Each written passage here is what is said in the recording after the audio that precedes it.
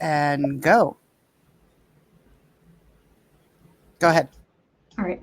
Hi, everybody. Thanks for coming. So pleased to have you here to talk about Julie DiCaro's book, Sidelined, published yesterday. Big thanks to Barbara's Bookstore for hosting this event. Just as a reminder, there's a button at the bottom of your screen where you can get 10% off your copy of the book if you click. So I'm excited. We're going to have a good conversation here. So I'm joined here by Julie and Laura Oakman, an NFL reporter at Fox. We have a couple questions that we'll get into. We're also drinking our signature drinks. It shows up black, but I promise it's the same royal blue as the book. Mine is actually really royal blue. It came out pretty well. You did it the way you were supposed to. I threw out a lot of rules when I was making mine. That's okay. Doesn't matter. But yeah, I've got a kind of set of questions that we can chat about. And then at the end, I have a couple listener questions that folks submitted beforehand. So without further ado, I'm just going to jump in. Here's a good one. I'd love to know what inspired each of you to pursue a career in sports journalism. Julie, do you want to start? People like Laura, I wanted to do sports always when I was a kid, I wanted to do play-by-play for the Cubs is actually what I wanted to do. But I didn't see any women in those roles. And it's this year that I'm going to get to hear a woman call a Cubs game for the first time because Beth Mowins is going to do it for Marquee Network. So that's incredibly exciting. I think that like a ton of us that grew up after the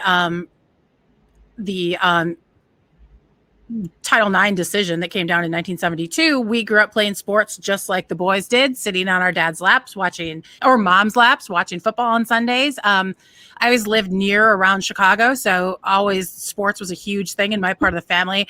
All the kids in my family played soccer. We all played volleyball. I was a gymnast. So it was a huge part of my life. And who wouldn't want to be able to talk about sports if that's what you can do? And I also think that if you're interested in social justice, sports is one of those arenas where we work through our issues, whether we're talking about Jackie Robinson integrating baseball before we integrated America, or whether it's Billie Jean King and women's rights and LGBTQ rights, or no matter what it is, Muhammad Ali in the Vietnam War. It seems like we always start with sports. So I think for a lot of us, it has a lot of different pulls, including the fact that you get to talk about a lot of pertinent current issues when you talk about sports. It's I always kind of still laugh too, because it's usually always our first question we're asked as women, which is, how did you get into sports? Why did you get into sports? And I always ask my guy friends, like, do you get asked that? And they're like, never. Like, maybe journalism, but we're always asked that. And so, you brothers? Exactly. And I'm like, yes, but I'm the biggest sports fan of all of my brothers and my dad. But here's the thing. I love that you said Chicago, because we've talked about this, Julie. When you grow up in a Chicago and a Philly and a New York, and in so many places, it wasn't gender related. Like, all my childhood memories are around the '85 Bears or just my, times growing up. It's are you a Cubs fan or a White Sox fan? It wasn't, are you a sports fan? It was, which team are you? And we weren't left out like, hey, the boys go watch the games on Sundays and the girls go play. So I always loved sports, but I just know I was always a storyteller. My mom always called me her storyteller. I didn't ask for books to be read to me at night. I asked to read or tell stories. So she would always kind of laugh. And then when I got to college and took my first sports journalism class, my world shifted and was like, wait, so we can tell these stories. I, of course, was the only girl, and was told immediately, this isn't for you. You'll never make a career out of this. It's a novelty. No women do it. And so my first job, I was really fortunate. It was news and it was sports. And it was sort of we just need somebody on the weekends to do sports. And so I jumped. But how I knew sports was, did I tell you this story, Julie, that I was standing over my first dead body? I was in Montgomery, Alabama. I was covering news and standing over this dead body and like having a reaction. And it was, literally the body 6 feet away. There's a couple of us reporters and some police officers. Well, it wound up, it was suicide. So all of a sudden, everybody was a little more calm, right? So, okay, it's not a murder scene. And so we're all standing around, and the police officer starts asking everybody, what are you all doing tonight? Because it was a Friday night. And I walked away, like, just sort of, what's happening right now? And he was so kind. He walked over with me, and he's like, I don't want you to think we're callous. This is what you have to do. And one day you're going to have to stand over a body and talk about what you're doing tonight, because that's the only thing that will keep you sane. And I went home and I called my mom and I cried. And I said, I don't ever want to stand over a body. And that's when I was like, it's sports. That's it. That's my direction. And little did I know back then, I thought it was a break from the dead bodies and a break from the news world. And now I'm just thankful I have a news background, because there is no break anymore, right? Yeah, that's right.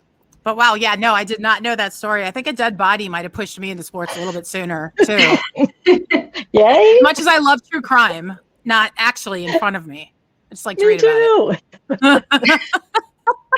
I feel like hard hits on the field are plenty, right? Oh. Yes. Well, yeah, yes, and Laura, yes. I was just talking about this today. Someone was asking me about being a sideline reporter, and I was saying, like, Laura has to do all the same prep everyone else does. She has to have something whenever they come to you. You have to have something to say, and you have to be able to distill it down for people in such a short period of time. Like, I don't know. I think I would be a nervous wreck doing that job all the time.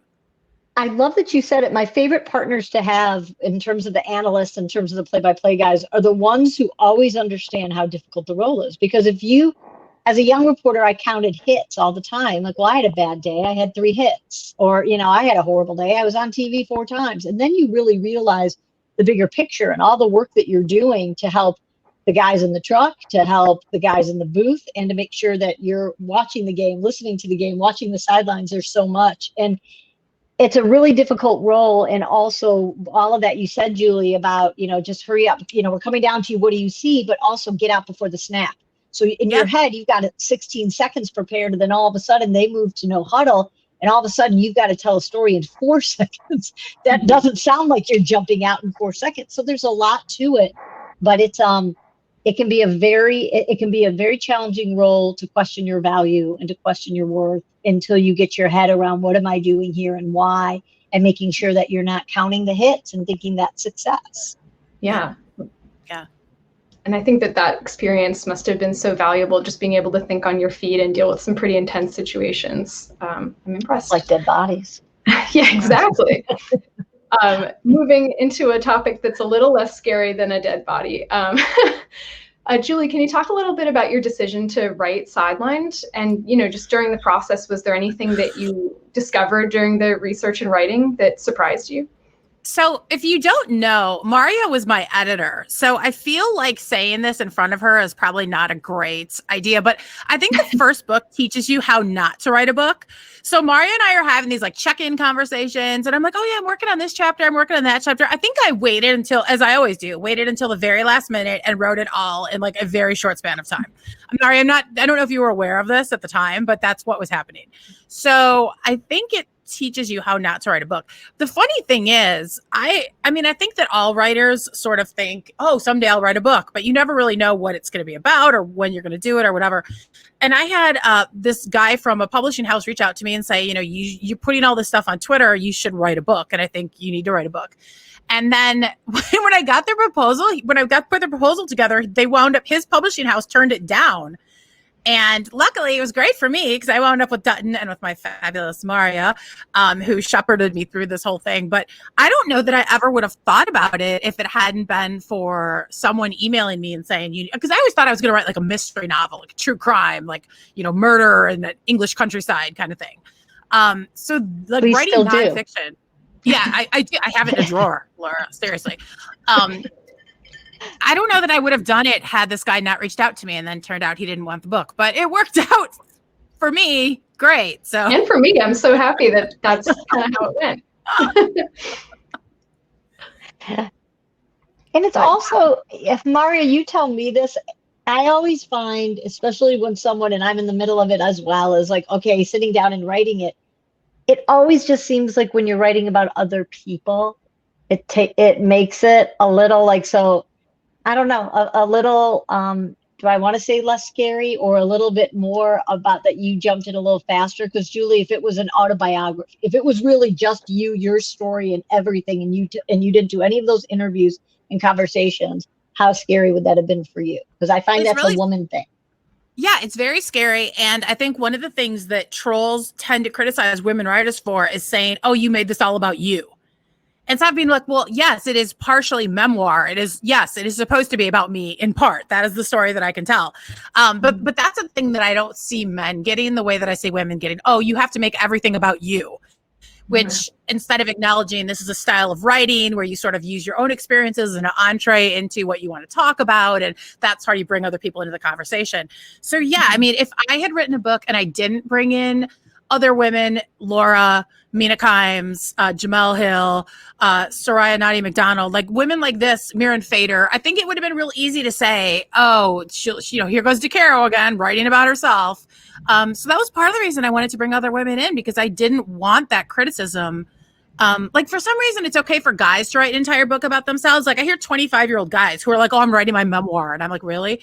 But like when a woman does it, then it's all of a sudden like this hubris that you shouldn't have and you haven't earned and you don't deserve. So I think that in part bringing other women in to just be like, see, it's not just me, was sort of like a radical act of self-protection. I remember from very early on, Julie, we were talking about how just the sheer number of citations that you were planning to bring in, because, you know, for the folks who haven't had a chance to pick up the book just yet, it's a really great blend of Julie's really incisive kind of Lindy West style, sharp observations from her own experience in sports media. But it's also, you know, blended what a compliment. with a lot of, my God.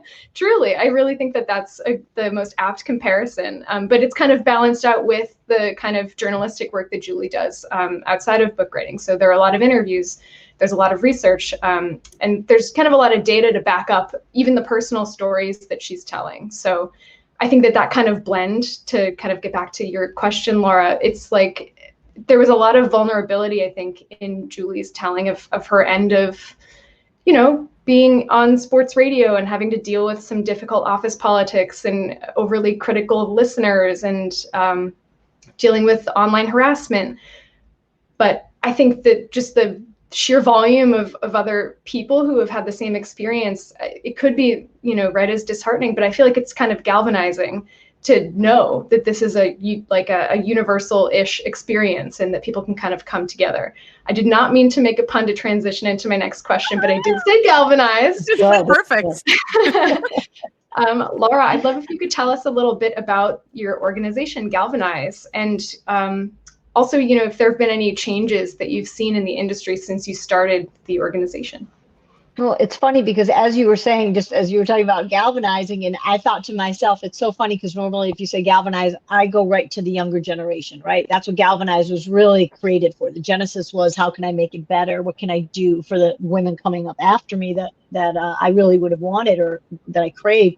And as I'm listening to what you're saying and to Julie's whole situation of the genesis of writing the book, where I'm thinking that's one of the things that makes me happy, is it's not just galvanizing these young women, which it's important, but we haven't been galvanized, because I know 30 years in this business, I'm just starting to have these conversations that Julie and I had, you know, with her saying, like, can we really have this real conversation? Are we allowed to swear? I know we can drink. Can we swear too? Or can we swear? That should have been a precondition of us coming no on one here. said we couldn't. So no one said every time I've heard that question on a podcast, the answer is always go ahead. So I'm just going to go with that. Sorry, Barbara, if I was wrong. sorry. But for real, it's just I hadn't waded into the shit with anybody my age going through it, because it's battle scars, and we don't talk about how we got the scars. We just are like, we give nodding looks to each other. Julie's younger than me, but it's still that, like, yeah, went through it too. And, you know, like, yeah, that was what we had to do. And it's like, there's never, I still need that right now. And so I love that Julie did that with women who have done it, because I think we're needing to do that still. Everything, and I'm guilty of this, everything I've done with Galvanize, which is a company I started to help the younger generation. It started off women on camera. That's what I knew. But then it's turned into women of every age, of every stage. We're just women in sports, period. There's a ton of us, over 2,500 now. But I've been so focused on them for the last 12 years and making sure it's better for those who come up next. And I kind of am at this point now where I feel like, you know, I got my head around sexism. Like, I got it. We've been doing it for a long, 30 years. But then ageism just smacked me in the face. And it was like, what's this all about? And so I know I'm having all these conversations right now with all my women friends, that I might, have known Pam Oliver for years and years, but finally I'm going, can we just talk about this? And I know I'm getting more calls these days than women closer to my age or older, and talking about how we're navigating racism, sexism, ageism all together. Mm-hmm. So, yeah, sorry, that was like a long way to kind of get around. But so Galvanized was just born out of that, of just, what can I do? It took me about 4 months to find 20 women who wanted to get in a conference room for 2 days and just kind of figure out what it was. And I didn't think about a company or a name or a business or anything. And it's been about 12 years and some incredible women. And how I've seen it change is every day I get texts and emails and pictures from all these women who have been to Galvanize in the last dozen years, have never met, but it's like a code word. If they say Galvanize, they know their sisterhood. They know, like, you can trust me. I'm with you. Like, I know who you are. And so that's where I'm really proud is I got 3 of them today, of 2 girls. And I was like, how did you all know each other? And they're like, we didn't, but we both saw Galvanize. And so we knew we were in the same city. So that's where I'm so proud of that. And it thrills me because I didn't have a sisterhood growing up in this business. Julie, did you? Yeah, no, it was so needed. And I mean, I haven't been in this business that long. I mean, I had another career before I did this. But yeah, it is really weird. And the reason for writing the book in part was that the sexism and the ageism, but especially the sexism, is so blatant. And the racism and the misogynoir and everything. It's so blatant for women in this industry, but it's sort of like you're not supposed to talk about it. You're definitely not supposed to talk about it with your employer, not to ask them for help in any way. It's looked down upon to like say it publicly. And, and there's the thing that I get all the time is like, oh, you're playing the victim card, because we have been so conditioned not to talk about what happens to us. Mm-hmm. So, I have this podcast with Jane McManus that Laura's been on, and we've had all kinds of women on, and everybody sort of says the same thing, because there's a generation coming behind us that I think has been taught to be much more confident, to speak out much more, to ask more for what they want, to basically act more like men act in the workplace. And I feel like my generation sort of got stuck in the middle where, there were all these women who came before us, like Christine Brennan and Melissa Ludke and Leslie Visser, who Pam Oliver, Claire Smith, who literally fought to get into locker rooms. Mm-hmm. But that was 40 years ago. And we're still dealing with this shit. And it's sort of just like, you got to be kidding me. So like, it's great to have people like Laura around and like Andrea Kramer and Mary Carrillo and just women who are willing to sit down and talk about it and be really honest about it. Because I think that this generation of women has been just so glad to be in the conversation and in the room that mm-hmm. we haven't necessarily asked for what we really want. Yeah. And I think that, for readers, the first chapter of the book really does zero in on that fight, which was, so momentous at the time that like women weren't allowed to report from locker rooms, which is like where all the conversation happens after the games for the most part, right? Yeah. So yeah, I love these answers. I love the idea that, women are coming together and finding kind of a new boldness and finding strength in numbers, I think.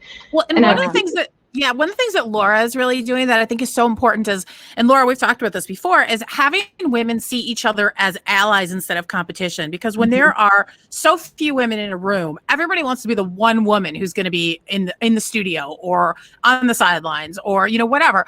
There's rarely more than one woman. So we all want to be that person. And so we see other women as, oh, there's my competition. When in reality, when you have days like I had today, it's your women colleagues who are the ones that reach out to you and pick you up and sort of dust you off and turn you around and give you a push back in the direction you came from.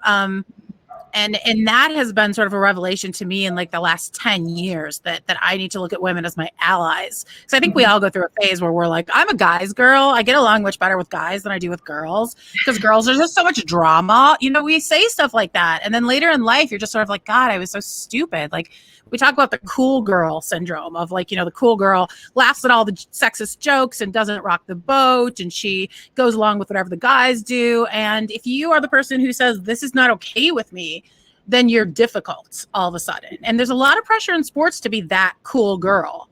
And I'm glad that I have other friends in the industry who I can stand up for myself for, and then I can go crying to them like Laura and, have her, say like, no, you did the right thing, or no, I'm so glad you did that. Or, so it's a weird tension that we live in. Mm-hmm. I know one of my, go ahead. sorry. And I know one of my first bigger jobs, I got it. It was, completely on the road and had no life. And that was the first test that I had, was the two guys that I traveled with took me to a strip club in Tampa. And I just, I was young, and I just remember being like, okay, like, because I wanted to be that cool girl. So I'm not going to, I'm trying to bond with them too and try to get to know me. And I just remember just sitting there and being like, what am I doing here? Like, I could tell it was a test. I made great friends with the stripper, who was lovely and started telling me about, the degree she was getting. And I got her story down, and the guys very quickly were like, you are no fun to a strip club with. It was such a test. And it was such a, can she hang? How can she hang? And I know I am so thankful for the rest of my life. The first person who probably galvanized me, who put that narrative in my head, Julie, that you're talking about with women as competition. I was at CNN Sports, and the president of the network was such a mentor to me and gave me my first, national big shot. And one day he brought me in, and he was asking something about comparing me to other people. And so there were 3 women in the newsroom, which was a big deal back then. It was when CNN and Sports Illustrated had this 24-hour sports network. And I made a comparison with the 3 women, and he was like, that's interesting. Why would you compare yourself to them?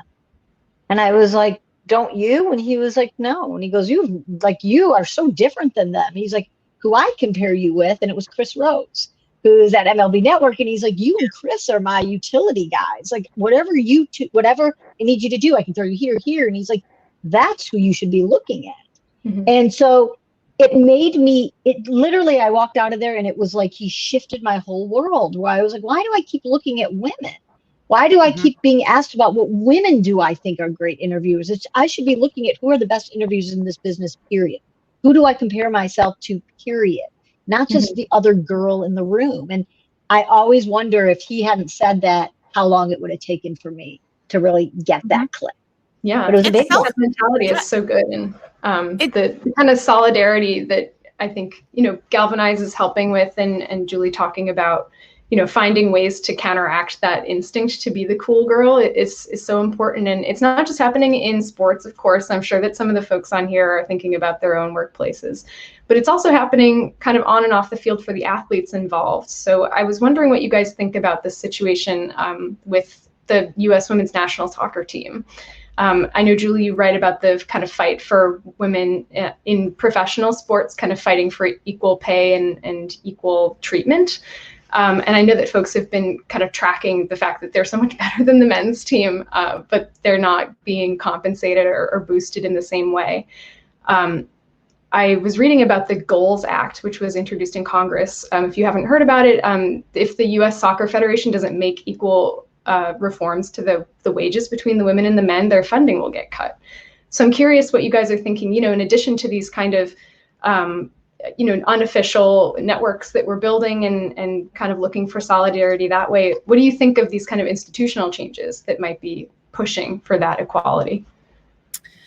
I'm curious to see what happens with the women's soccer team on appeal, because, now that they've gotten the what was left of their wage claims, which is basically, unfairness in travel, unfairness in the way their hotels are booked, unfairness in the kind of stadiums they play in. Now that they've got that out of the way, the actual we get paid less than the men and do a better job claim can go up on appeal. That was thrown out by the judge.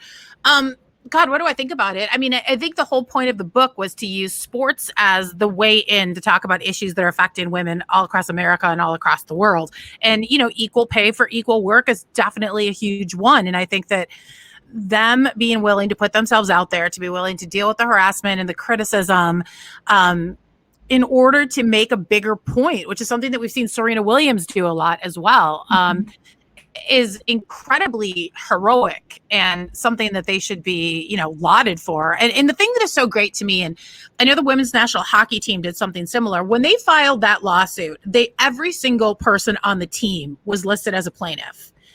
And I love that sort of solidarity that they had. And I'm thinking of when the U.S. women's national hockey team boycotted training camp ahead of the World Championships right before they beat Canada for the gold medal.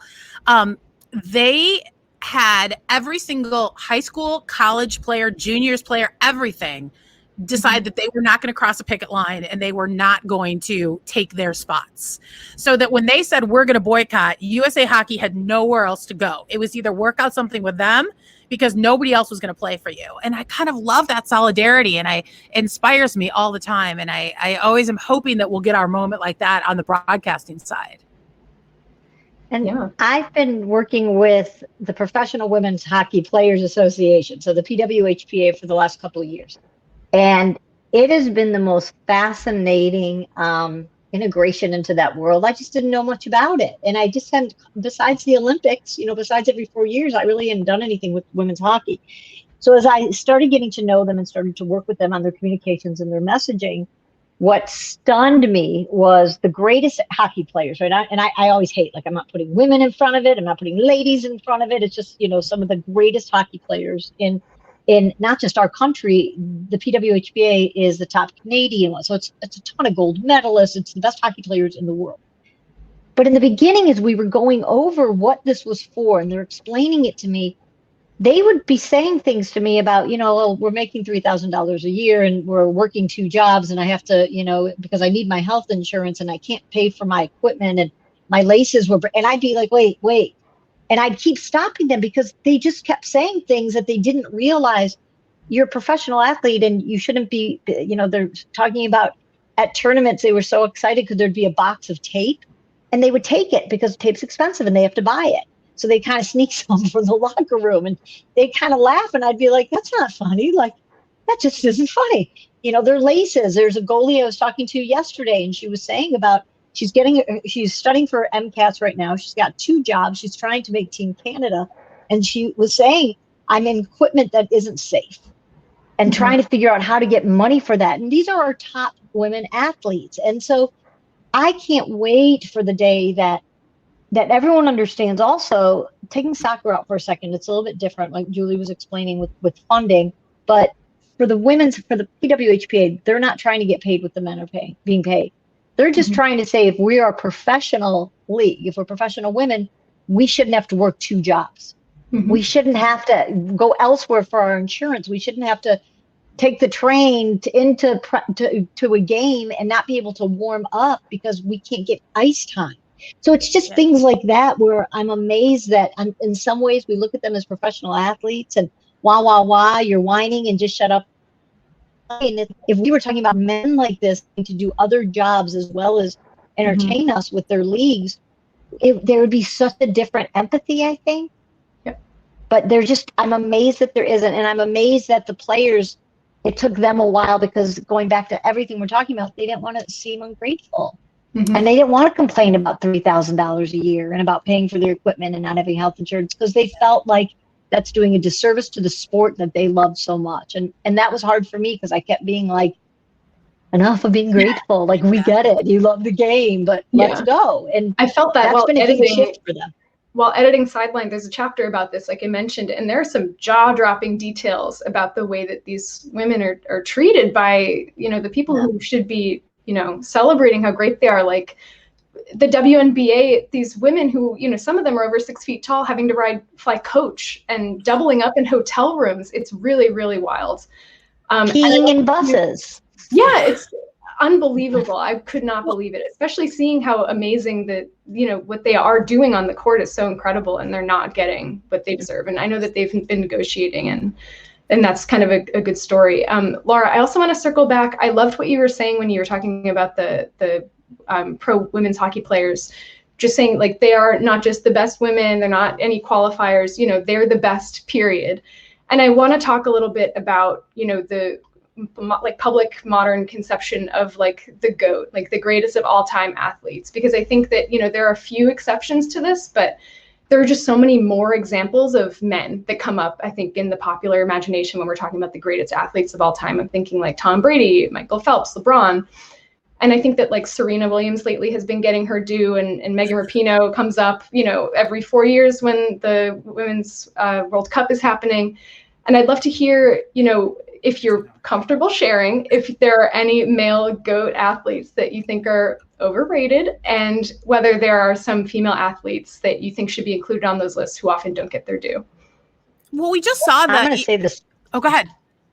Go ahead, Laura. Oh, no, you go. No, I was just going to say, we just had that ESPN graphic that was like, who's your GOAT? And it was like all men. And then Serena's like in the background. Like I was like, is that Serena? I'm like squinting. I couldn't even tell. I didn't know either. It was the most ridiculous thing I've ever seen. Sorry, Laura, I didn't mean to cut you off. Now, I'm going to be real quick on this because I'm going to have a bad answer in terms of it's a good question, but I hate goats, period. I mean, I love baby goats. But I hate these conversations. I'm just such a be where your feet are kind of girl. And I grew up covering the second three-peat of the Bulls. So, watched Michael and got to cover the Dream Team and all of that. So in my mind, I can look at that and think like those were the best athletes at that moment. And there were so many goats watching them, but I can also feel that way right now. So I hate that of like all time. Like, why don't we just enjoy just how great they are at this moment? And I'm amazed how people get so worked up and how this can be a conversation forever. But where I get worked is exactly what you were saying in terms of we've got to then be like, now for the lady goats. It's amazing how people just don't think to put women in unless we sort of open that door. It reminds me of high school. Like my team was the Indians, which is a whole other like thing. But we were always like the lady Indians or the Indian Exactly. Nets. We were never just I don't want to be. I mean, I think the name is horrible. But at the time, in the early 90s, we didn't have a problem with it. And I was like, why do we have to be the lady Indians? The GOAT conversation to me is so stupid. First of all, I was a gymnast. So when people talk about Tom Brady being the greatest athlete of all time, and then I think about Simone Biles hurling herself through the air and flipping around 3 times and or I grew up watching Michael Jordan, right? I mean, Michael Jordan to me is always going to be like one of the greatest athletes who's ever lived athletically. And then you bring Tom Brady into the conversation, who's not especially fast, who is not especially bouncy, can't hurl himself through the air and flip around. I mean, it's just athlete means different things to different people. If you want to say like he is the most accomplished athlete because he's won X number of Super Bowls, fine. But when I think athleticism, I think people that are like launching themselves into the air and doing all kinds of things, like not Tom Brady. No, not Tom Brady. And here's how I like to measure goats, and this is goats in every profession. But the fun thing about covering Jordan was you knew Michael was on the court before you saw Michael, because you felt a whole arena shift, right? Like you'd be like, Michael must be here, because you could literally just feel everything turn. And I'll never forget one time, and I always would talk about that when people would ask me about Michael. I would say, like, Michael's energy is, you will know Michael's there by the energy and not by seeing him physically. And I remember one time at a warm-up, and I was sitting there, and all of a sudden I felt the whole United Center shift and was like, it's crazy because Michael's right there. Like I'm looking at Michael, I'm like, what is happening? And I turned and Muhammad Ali had walked in. Oh, God. And it was like, oh, that's the one person. So I do this conversation a lot with like athletes and people in our world where I'm always like, who's tilted the world for you that you feel that? And in sports, it was those two. And at one time I was in Barney's in Los Angeles, and all of a sudden I felt Barney's in LA. It's hard to move a room. Like everybody's, like everyone's trying to not make everybody into a big deal. But I remember being like, who is here? Like, is Jordan here? And it was Bruce Springsteen. And so like, that's where like, there's certain people where I'm like, that's my definition of GOAT. If I don't have to know who it is to know that somebody walked in and the whole building changed because of them, that's when I put them in that category. Yeah. And That's a great way to do it. Is not Tom Brady. I want to change gears for a minute from, to something a little bit more serious, but, important to discuss, I think. We were talking about this kind of social change that's been happening. And, I think we'd be remiss if we didn't talk about the ways that the Black Lives Matter protests this past summer and ongoing, increased activism and awareness of this stuff is going on. And I know that, in addition and in combination with misogyny, racism has such a, it's a kind of a scourge, right, on sports and on sports media. So if you guys have thoughts, I'd love to hear them on how you think that the kind of resurgence of Black Lives Matter has affected the sports industry or, your day-to-day work or how you're seeing people interact. I think, unfortunately, there's a segment of people in this country who are not ever going to listen to or change their mind about anything unless they hear it from an athlete that they admire. Like, it's not, it doesn't matter what you say. It doesn't matter what the statistics say. I don't care what I hear on the news. I care about sports, and that's all I care about. And when you hear LeBron James say this matters, or you see Renee Montgomery talk about it, or Sue Bird, or you see Maya Moore skip a season to try to get someone out of jail. I mean, I think that these are, like Laura was talking about, sort of earth-shattering, earth-shifting moves. The WNBA this summer, all standing arm in arm together with Justice for Breonna Taylor t-shirts, I think was a moment that I will never forget. And it just sort of, I guess, reaffirmed what I've always believed, which is that sports are how we work through all these issues. The athletes had a huge role in moving this forward, and not only moving it forward, but shifting the Senate from red to blue. I mean, Raphael Warnock, I think, was polling at 9% when WNBA players got off the bus with that Vote Warnock shirt on. And suddenly I was even like, Warnock, who's that? And I Googled him, and I wound up contributing to his campaign. And it, and I'm sure that I'm just one of thousands of people that did that because of the WNBA.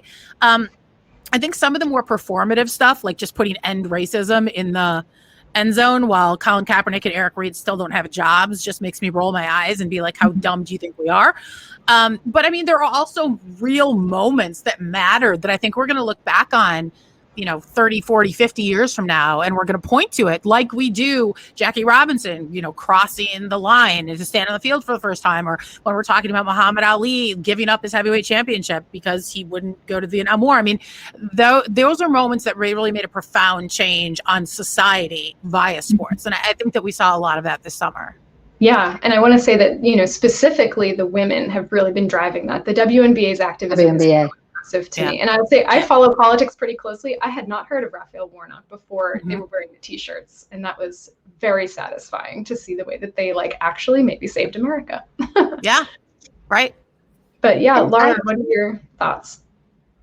I have loved doing an NFL season this year was very unsettling, and just traveling every week to different cities that were so different, different states that were so different, and trying to figure this whole thing out. It was very stressful. And what got me through this season was every conversation I had with every player this year, because I don't think I had small talk with a single player. Everything was really meaningful.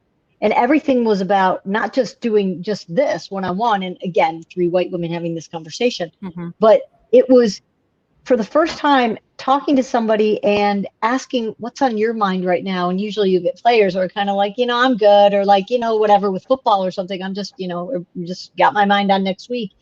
But nobody had that answer. So I don't think I've ever had a more meaningful season in terms of all of these young men who not only were, not only talking about it and having these great conversations, but also realizing the power of their platform.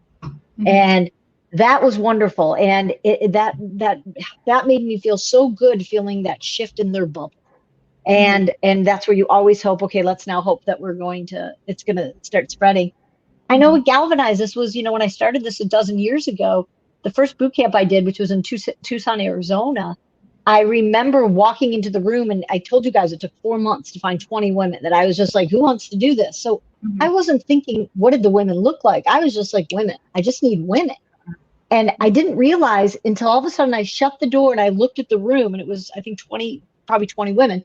And I looked around and was like, oh God, my diversity is a brunette. And there was probably one of them, where I was just like, oh, I didn't think about this. And that was a moment. And so that was my purpose from that first boot camp, that first, whatever that was, the boot camp, whatever it was at that time. But how do I make sure that galvanize at every workshop, that every boot camp we do now virtually, make sure that it's not, at first I was proud of 50-50, but now it's like we get some virtual camps that have been 80-20 women of color, 80. And that to me is also where I hope at performance, where the only thing that makes me feel good right now about the direction of our industry is news, sports, politics.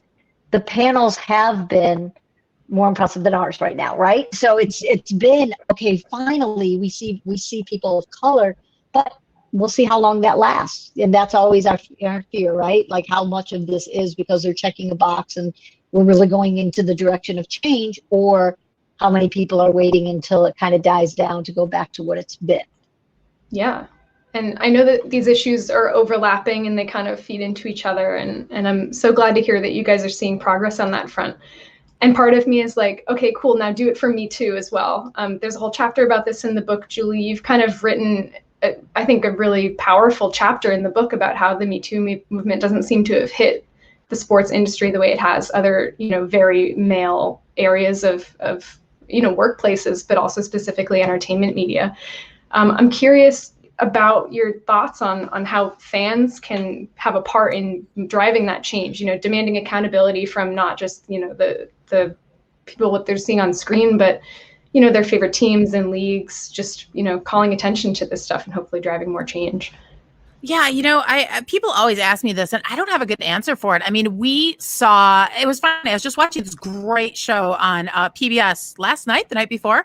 It was called Not Done: Women Remaking America. And it was all about women organizing across the board. And they went through the Women's March. They went through Me Too. They went through Brett Kavanaugh. They went through all these different moments.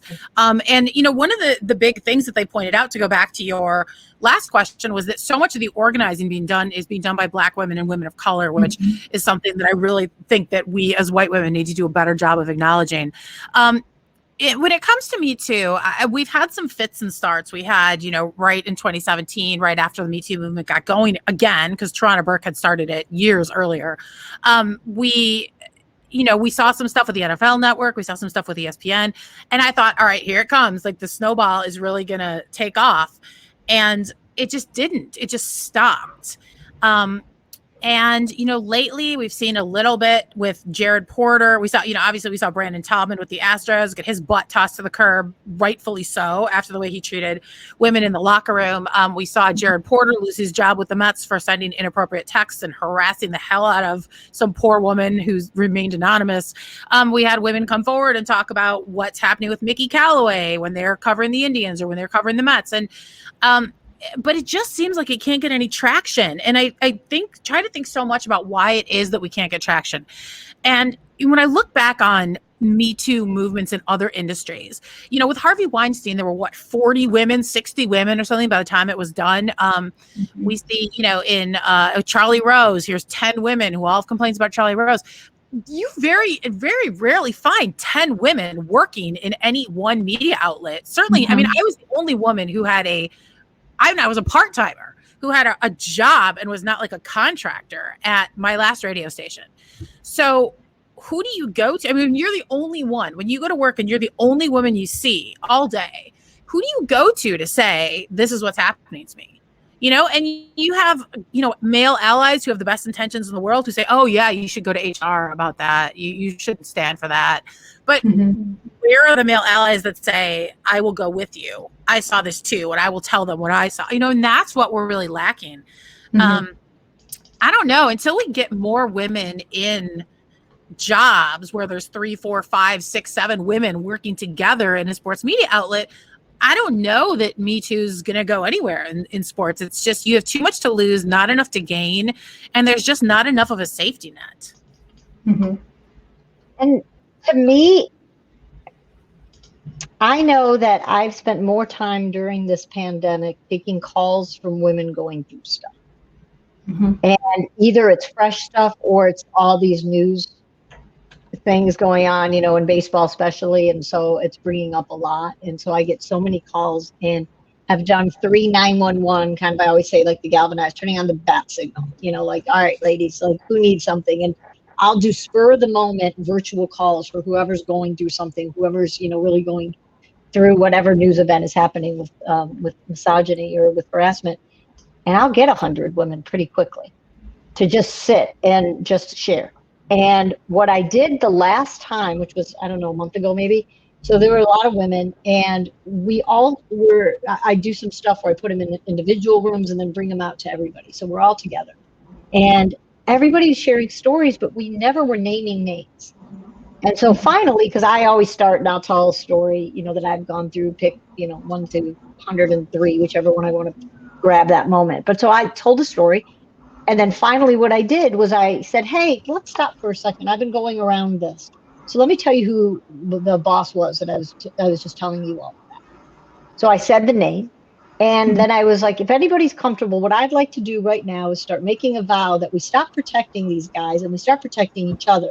Say a name so we can all hear it and we can write it down. And I promise you what's going to happen is either a few of you are going to go, me too, or you're going to write it down and remember.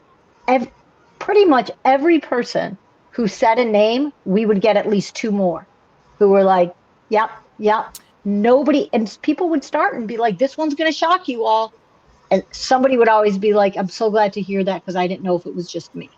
So I think that's one of the biggest things that we have to do. It's kind of one of the reasons why we're seeing changes, because that accountability you just talked about, Julie, because it meant if people lose jobs, there's something that we can see, how it's going to affect them. And I think that means something. But also, I think if we start, I think that's the biggest fear they have, is if we start coming together as women and start naming names of, here's the guys who are horrible to people in this business. I think it would do a major shift. But I remember that shitty media men list that was making the rounds a couple of years ago, and it got shut down because some guy was like, "Oh, I'm going to sue you for putting me on your list." I was like, "No, we need one of those for sports. Send it my way. Let me add some people to it." So I mean, it's weird. It's one of those things where there are a lot of us talk behind the scenes. There's a lot of group text. There's a lot of secret Facebook groups, that kind of stuff. But a lot of times, if somebody will speak out, someone will say something on Twitter or someplace where the whole world can see it, then you get 15 messages, private messages. I'm so glad you said that because I wanted to say it too. But and on the one hand, you're like, oh, good, I'm not alone. On the other hand, you're like, okay, but now I'm out here twisted in the wind because you guys don't want to say anything. And that's one of the things I think we really have to sort of get past is leaving each other out there hanging like a piñata for people to take shots at. But again, there just aren't enough of us. So, Julie, I came late today. I was trying to not be on Twitter that much. And then I saw everything that you were going through later. And I was like, and part of me wanted to touxt you, and the other part of me was like, I'll talk to her tonight, and I don't want to if you left that place, I want to put you back in that place. But how much sisterhood do you get when you go through that? So when the trolls are attacking, do you feel like your back is being protected now?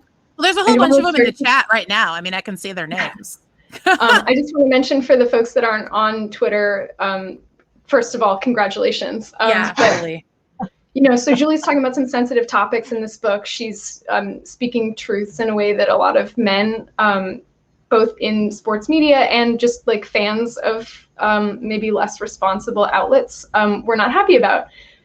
Julie writes about online harassment. There's a whole chapter about Barstool Sports, and Julie's been facing a lot of really ugly trolling online since the book came out. So I just wanted to, address that. And Julie, obviously, I'm very supportive of you, and I'd love to hear your answer to Laura's question. Sometimes, a lot of times, I get a lot of private support and not public support. Today, I feel like I got quite a bit of public support, though not from people who I know talk about, the harassment they get from a certain subset of people all the time privately and won't say anything publicly. And it's hard because I don't ever want to put a woman in a position where she's hanging herself out to dry, putting herself in the position, because nobody ever knows what someone else is going through.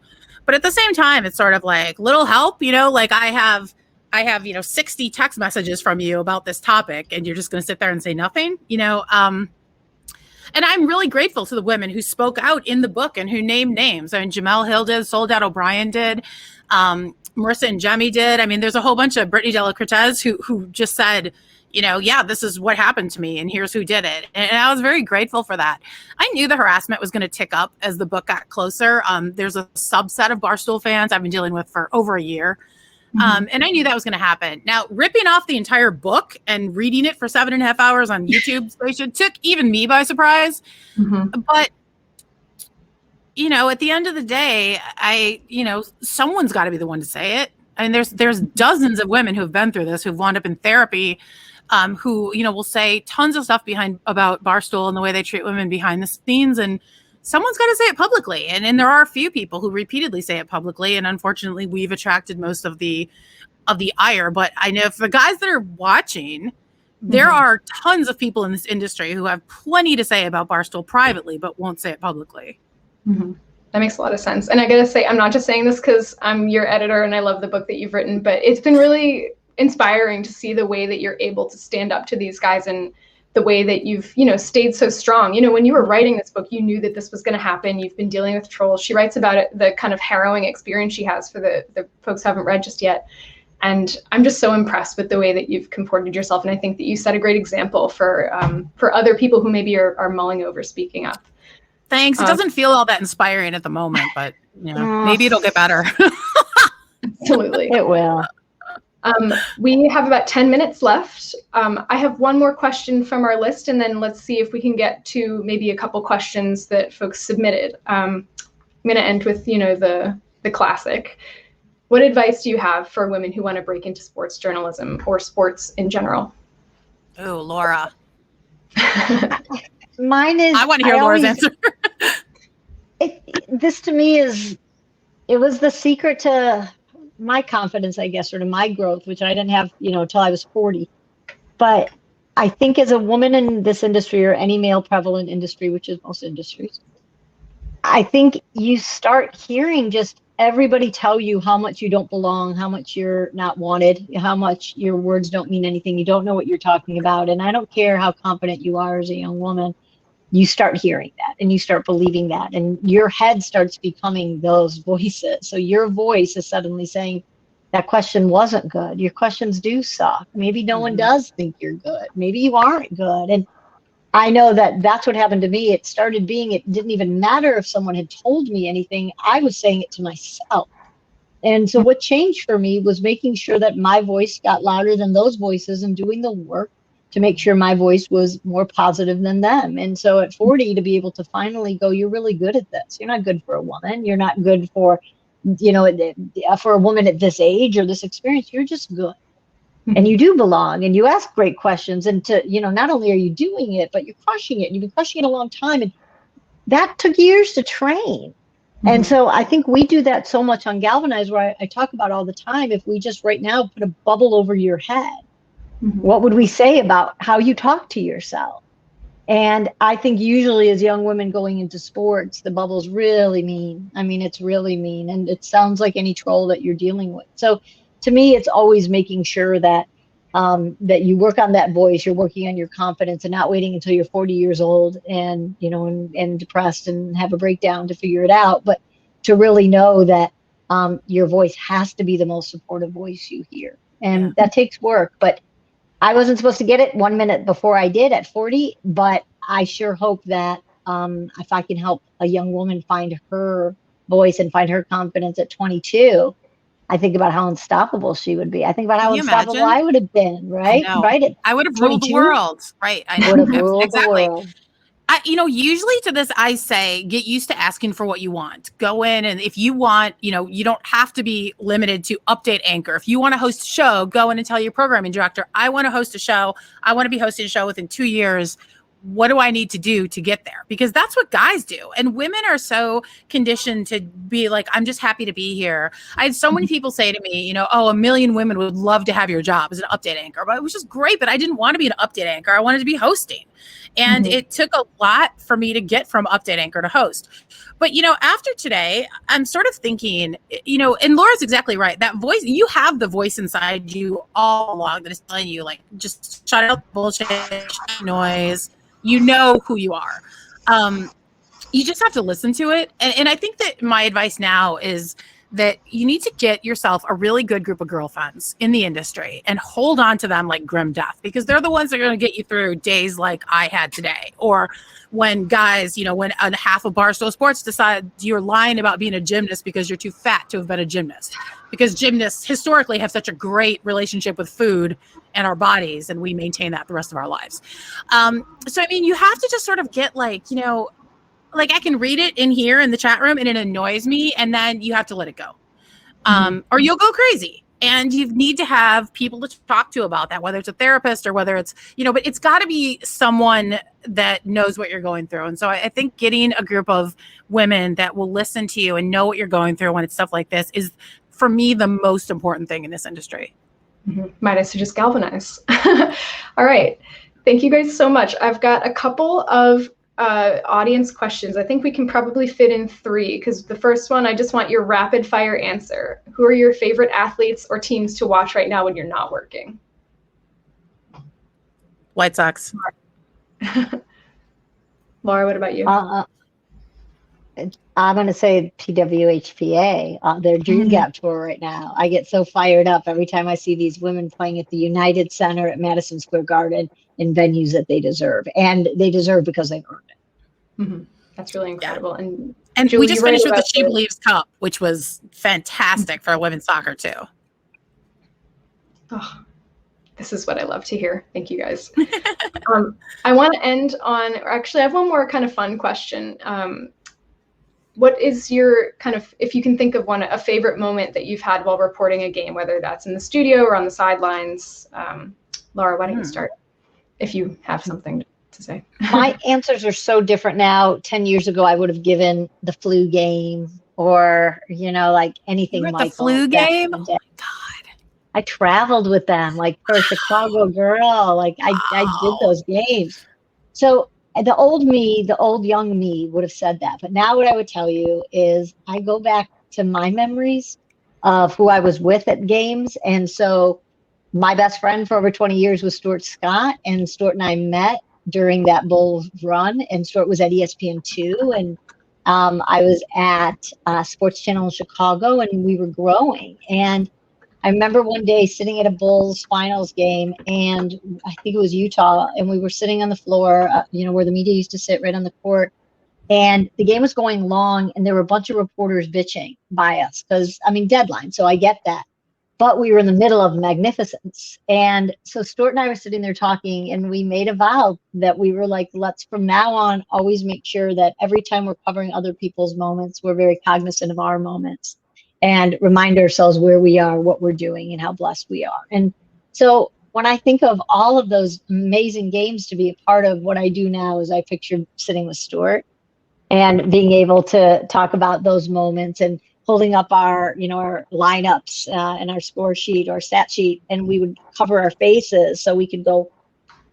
And so we can't cheer, but we'd be like, so I think about every game, every basketball game that I was at, every Bulls game that I was with him, that makes me just, God, so grateful for that time of my life. Not just who I was watching, but who I was watching with. I love that. What about you, Julie? My answer from Laura's is very different because she's done way cooler stuff than I've ever done. But I was in the studio hosting my show the first time that Colin Kaepernick kneeled, and also the night that everything shut down in sports because of COVID. And it's the first time, it's probably the only 2 times that I've really had to cover breaking news at the same time that I'm trying to host a show. And for me, we're sort of social justice, social change, where sports intersects, racial justice, where sports intersects with those moments. And when you're in a studio getting people's reactions to that and discussing it, like as it happens, those are moments that I really, really loved in radio, sort of, I guess, combining my love of journalism and my love of sports. And I really liked being able to be in the studio for those moments and to sort of be the first person to have those conversations. Because when you host a night show, or you host a weekend show, there isn't a ton of stuff that you get to come to and be the first one. Usually I'm coming in at the end of the day when everyone else has already talked about it. And you've got to try to find a fresh take. But those were times when I was in the studio as it was happening. And that to me was like, just, I could feel my pulse racing and my producer's talking to my ear. News is breaking every 5 seconds. And we're going back and forth, and felt like Tom Brokaw. It was great. Better than standing over a dead body, right? It all comes back. Oh, I love your, different and unexpected answers, at least for me. I have one more question from the folks who are watching, and I'm happy that we can end on a kind of hopeful note. What makes each of you hopeful the sports industry can become more inclusive? It's a tough question because, like, I feel like as a white woman, I have so much to unlearn. And so, I mean, I've got a stack of books sitting next to me that I'm trying to read on white feminism and, stuff like that. And just trying to do things the right way. And I know that I have not always been as sensitive to this in the past. You only know what you know, and you don't unlearn it until you unlearn it. So I think there's a lot of us that are unlearning, and I see a lot of voices being amplified on social media that weren't amplified before.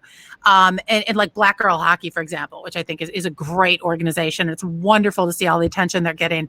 And so I hope that we are all sort of pulling together, not only as women. It's real easy to just lump everybody together into women, but the thing that took me a while to learn is that, we're not all fighting the same battles, that there are people that have it worse than others. And it's on those of us that have more of the privilege within the group to try to amplify their voices and raise their profiles and help them get into the industry. And, every day I feel like I see more and more women talking about this. Like, it's not just enough for us to cover women's sports. We need to elevate Black women's voices within sports. We need to elevate women of color's voices within the sports media. And so I guess just hoping that as more people realize as racial justice becomes something that is, that we talk about constantly in this country, that we're doing what we can in our space to try to contribute to the cause.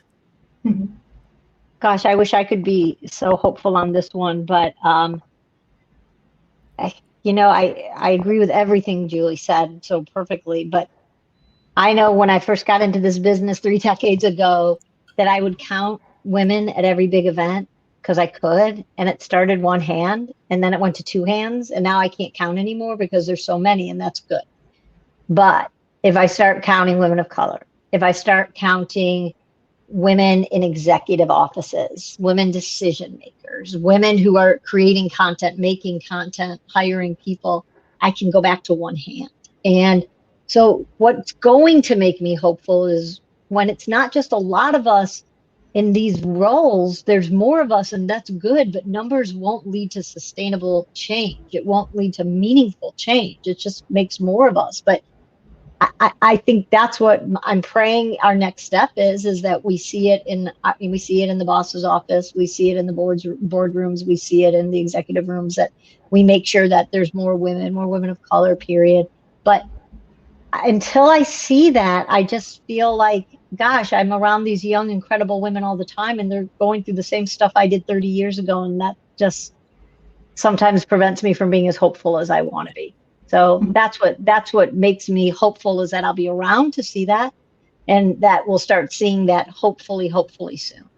I wish I had a more Pollyanna answer to that one. Yeah, I wish I could Laura, have that hopeful. When I talk to women on college campuses, I've had so many women come up to me and say, I wanted to be a journalist, but I see the harassment and I see what you guys go through, and so I'm just going to go into PR instead.